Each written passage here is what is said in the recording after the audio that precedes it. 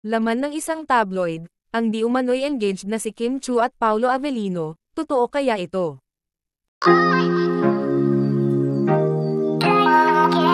Laman nga ngayon sa isang tabloid ang di umano'y patago na proposal ni Paolo Avellino kay Kim Chu, kung saan ay naging ingrandi nga ang naging proposal ng aktor at may pa-fireworks pa raw ito.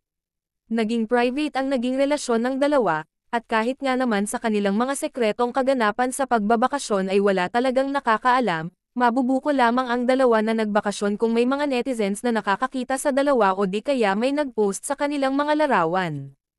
Tulad na lang sa isang larawan na ito na kung saan ay makikita ang dalawa, na naliligo sa isang pool na kung saan ay sila lang dalawa ang magkasama, sa naturang larawan nga ng dalawa ay masasabi mong nagbakasyon ito.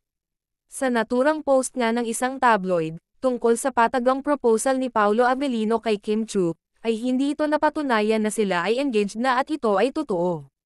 Dahil nga ang mga kuhang larawan ng dalawa kung saan ay nagpropose itong si Paolo Avellino, ay kuha sa isang teleserye nila na Korean adaptation, na What's Wrong with Secretary Kim.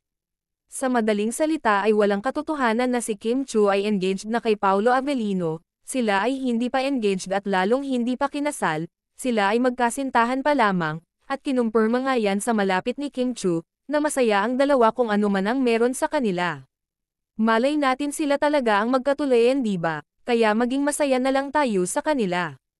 Samantala, naging aktibo naman si Paolo Avellino sa tudong pag-react ng mga post ni Kim Chu sa kanyang IG, kung saan nga ay halos naka-heart ang reactions ni Paolo sa mga pictures at video ni Kimi. Masaya naman ang mga fans ng dalawa, kung saan ay magkasama na naman ang dalawa sa kanilang workout routine, talagang hindi lang sila screen partner at lover dahil partner din sila sa kanilang workout routine, talagang hindi mapaghiwalay itong Kim Pao.